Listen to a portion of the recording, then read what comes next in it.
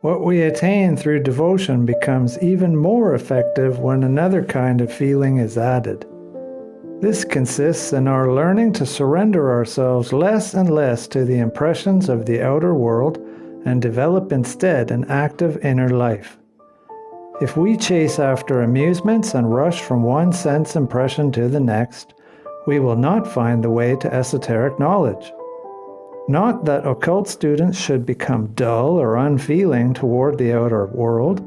Rather, a rich inner life should orient us in responding to impressions.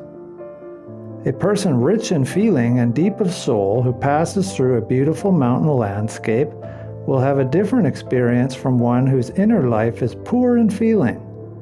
Inner experience is the only key to the beauties of the outer world.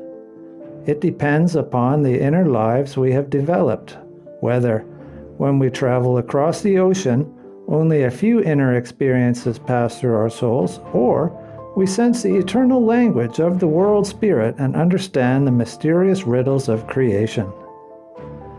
To develop a meaningful relationship to the outer world, we must learn to work with our own feelings and ideas. The world around us is filled everywhere with the glory of God, but we have to experience the divine in our own souls before we can find it in our surroundings. As students of occult knowledge, we are told to create moments in life when we can withdraw into ourselves in silence and solitude.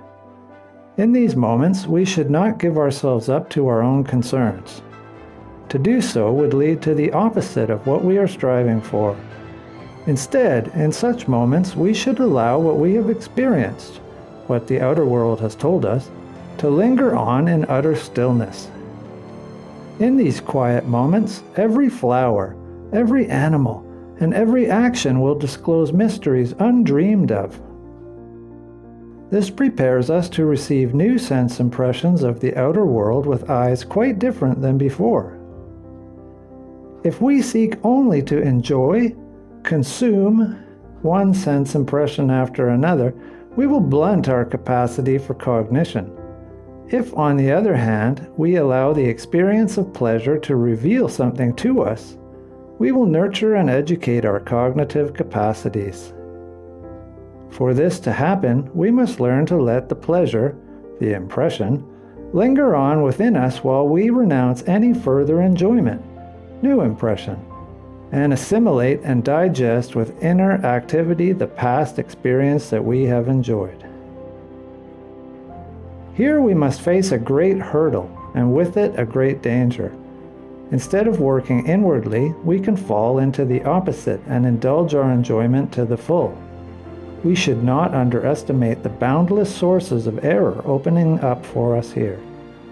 For we must pass through a throng of tempters of the soul, all of whom seek to harden the eye and enclose it in itself. As students, it is our task to open the eye to the world. And because the outer world can approach us only through sensory impressions, we must certainly seek for pleasure there. If we become indifferent to enjoyment, we become like plants that can no longer draw nourishment from their environment. On the other hand, if we stop at mere pleasure, we become shut up in ourselves. We might have meaning for ourselves, but we will have none for the world. No matter how intensely we live in ourselves and how much we cultivate our I, the world will then cut us out. As far as the world is concerned, we shall be dead. As esoteric students, we regard pleasure only as a means whereby we can become nobler for the sake of the world. Pleasure becomes a messenger instructing us about the world. After we have taken in the teaching it provides, we move on to inner work. The purpose is not to accumulate learning as our own private store of knowledge, but to place what we have learned in the service of the world. One fundamental principle of esoteric science, taught in every form of schooling, must never be violated if we wish to achieve our goal. Every insight that you seek only to enrich your own store of learning and to accumulate treasure for yourself alone leads you from your path.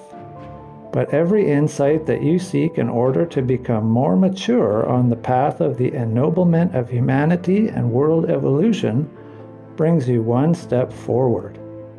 This fundamental law must always be observed. Only if we make it the guiding principle of our lives can we call ourselves genuine seekers after higher knowledge. This truth of esoteric schooling may be summarized as follows.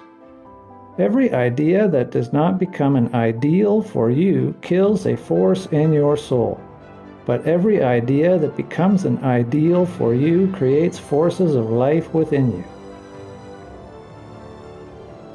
At the beginning of esoteric training, the student is directed first to the path of reverence and to the development of an inner life. Spiritual science then provides practical rules which, when observed, help us to follow this path and develop an inner life. These practical rules are not arbitrary.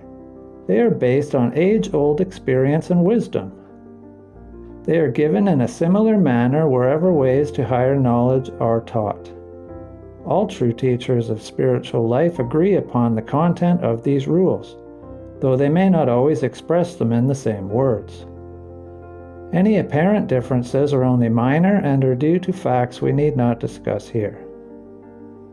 No teacher of spiritual life exercises dominion over other human beings by means of such rules. Such teachers do not seek to restrict anyone's autonomy. Indeed, there is no better judge and guardian of human independence than a spiritual researcher. As we said earlier, a spiritual bond connects all initiates, and two laws hold this bond together. But when initiates leave their closed spiritual circle and appear in public, they are immediately subject to a third law. Regulate each of your words and actions so that you do not interfere with anyone's free decisions and will. Once we have realized that a true teacher of spiritual life must be thoroughly permeated by this attitude, we know that we can lose nothing of our independence if we follow the practical rules we are given. One of the first rules may now be put into words somewhat as follows. Create moments of inner peace for yourself, and in these moments learn to distinguish the essential from the inessential. Here, as I said, it is put into words, but originally all the rules and teachings of spiritual science were given symbolically in a sign language. Whoever would learn the full meaning and import of these rules must first understand this symbolic language. Such understanding, however, depends upon having taken the first steps in spiritual science. To take these steps, one must observe closely the rules presented here. The way stands open to anyone whose will is sincere. The rule concerning moments of inner peace is simple. Following it is also simple. However, the rule leads to results only when the practice of it is as sincere and rigorous as it is simple. Therefore, it will be plainly stated how this rule is to be followed. As students of the Spirit, we must set aside a brief period of time in daily life in which to focus on things that are quite different from the objects of our daily activity. The kind of activity we engage in must also differ from what occupies the rest of our day. This is not to say, however, that what we do in the minutes we have set aside is unconnected with the content of our daily work. On the contrary, we soon realize that if approached in the right way, such moments give us the full strength for completing our daily tasks. We need not fear that following this rule will actually take time away from our duties. If someone really cannot spare any more time, 5 minutes a day are sufficient. What matters is how those 5 minutes are used. In these moments, we should tear ourselves completely out of our everyday life. Our thinking and feeling lives should have a quite different coloring than they usually have. We should allow our joys, sorrows, worries, experiences, and actions to pass before our soul.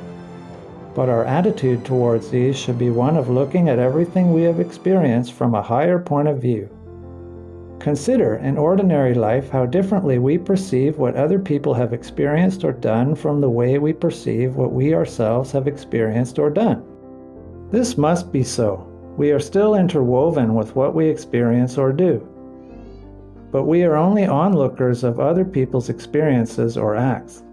In the time we have set aside for ourselves, then, we must strive to view and judge our own experiences and actions as though they belong to another person.